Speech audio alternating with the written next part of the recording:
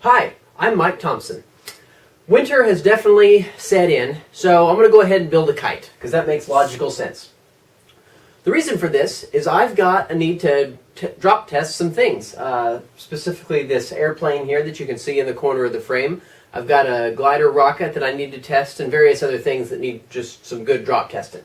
So, I'm going to build a box kite. I was reading that for any given size, generally they have some of the highest lift coefficients, so that's really good. I've got 4 dowel rods that are 1/4 inch in diameter and 4 feet long. So my plan is to build a kite, obviously that's 4 feet long, but my cross section, I plan to build it either in 4:1 or 3:1. So this will be somewhere between 12 and say 16 inches. I'm not quite sure yet. What I do know is I was reading that for stability's sake and everything. Now, bear in mind that pretty much you can build any shape into a general box kite. I was doing some research and there are just unbelievable, really crazy shapes out there. I'm sticking with a basic rectilinear shape here. What I plan to do is cover it such that the center half here, so there's going to be 24 inches of open space. There'll be a covering there and a covering there. And of course the dowel rods will run along here, and then there'll be some cross brace pieces at midway points down the line to keep it in its rectangular form. Well, I've never built a box kite before, but I'm really looking forward to it. This will be quite an adventure. Let's get to it. So I've got my 1/4 inch dowel rod here. They're 48 inches long. I've cut diagonal braces 20 and 5/8. I've marked the ends of my long pieces 6 inches from the end. I'm going to try to get away with just 2 sets of diagonal braces rather than 4. So now I'm going to go ahead and just tape this on at my 6-inch mark. That's actually a really solid joint. I'm going to do this flat against the table to make sure that the next piece is in the same plane as the first one. The skin of the kite should keep the whole thing from racking. You're becoming a parallelogram.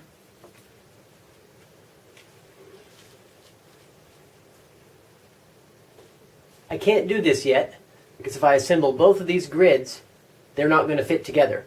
One of them needs to be inside the other to hold it together so that I can lash them. So let me go ahead and put the other one down here first. Now I'll lay this one inside of that one.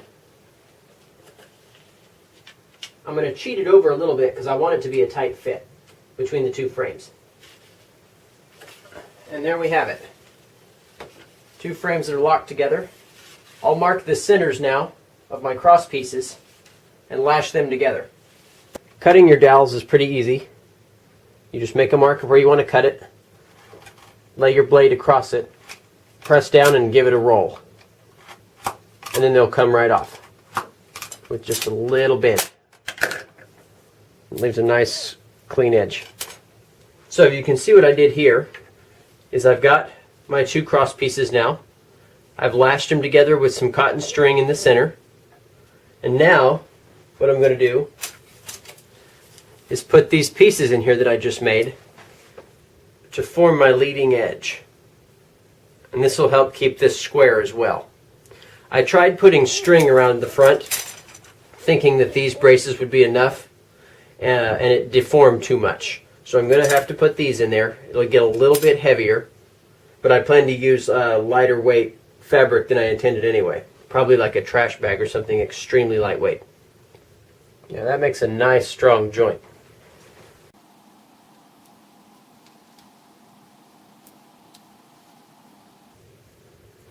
Okay, I'm going to just finish this up on these last 2. We'll be right back. I've got 1/2 of my kite skinned now.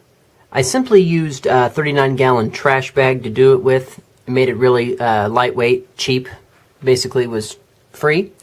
You can see in there that I've got my cross pieces lashed together. I did have to put diagonal bracing around the edges because the entire thing, since it's a giant rectangular prism, wanted to rack, or become a giant parallelogram. So that's why my sides there around my skin have those diagonal braces all the way around. I also then put string, my leading edges, I'll show you here on this end. My leading edges here do have a support now. So there's 3/16 dowel around the corners of the front and the back edges. So I've got 3/16 crossbars, and then my main rods here are 1/4 inch. That's probably a bit much, but I'd rather go a little bit over and not have it break. This whole thing's still fairly light. So the next order of business will be to measure down here 12 inches, and I'm going to wrap a string around right here so that I don't have to put a second set of dowel rods. I'm not going to put cross braces up here because I don't need it anymore. The skin on that end and the fact that it's got the cross bracing keeps this whole thing fairly square. And I don't want to add the additional weight of 4 more cross pieces around here. So I'm going to use string here. This end here is going to be the leading edge because it's lighter weight. So it's naturally going to want to hang down such that that end will be the natural trailing edge. So I'm going to wrap the string around here, and that'll give me something to wrap this trailing edge of this first panel around. So I cut my panels 1 inch longer than they need to be, and then just wrap them underneath, and then I've taped it in place. You can see on this end it's pretty simple. This isn't very tight, of course, because it's just a trash bag around a non-precise frame of dowel rods. A lot of duct tape and string. But you can see here I've got about a 1 inch overlap, 5 pieces of tape across this edge, 5 across the back here. There's a dowel in this portion here, and there's just a string over there on the back edge. Let me go ahead now and start the front panel. I'm going to show you how I did that. I took this trash bag and slit it in half. Now I'm going to go ahead and wrap it around this portion. I'll start by securing this top corner and leave 1 inch or so above where my dowel rod runs. I'm looking around this top edge to make sure that it sticks up the same amount. This lets me know that my sides are square. I'm going to go ahead and tack it here on this corner. I'm not securing it at the very bottom because I have to leave room to install my string 1 inch up from the bottom of this. I tack the middle first, then I'll work my way out to each edge and then bunch the corners up last. Now I'm going to go ahead and wrap the string. I've made marks on my dowels so I know to keep them all square.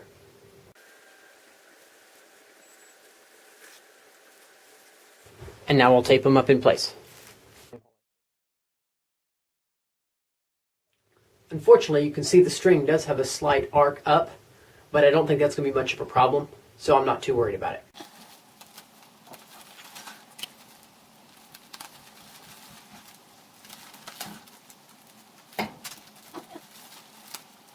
Well, there you have it. Now it's time to get my bridle set up and the control line. I made a needle here out of a paper clip. I'm going to poke it through right here and attach the front part of my bridle to this point right here. Now I'm just going to make sure this is tied on really well. So here I've gone 1 around my longitudinal section. Now I'm going to come up and over and go across my front bar. Now I'm going to go out and back around the other one.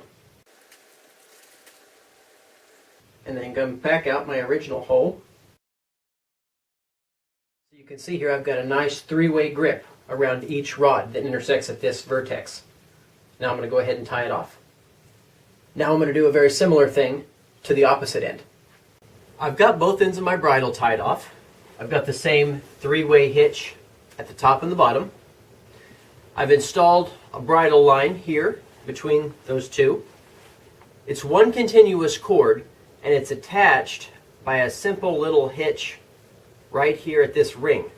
Now this ring here, simply I found it's a spacer for hard drive platters out of a 3.5-inch hard drive. So that was a really nice find. It's really lightweight, super strong. And that allows me to connect my control line to my bridle line. Let me show you what kind of adjustable knot that I have right here, because this is really critical because it's going to allow me to adjust the incidence angle of the kite. Okay, as far as this knot goes for the bridle, I'm sure you've seen this before.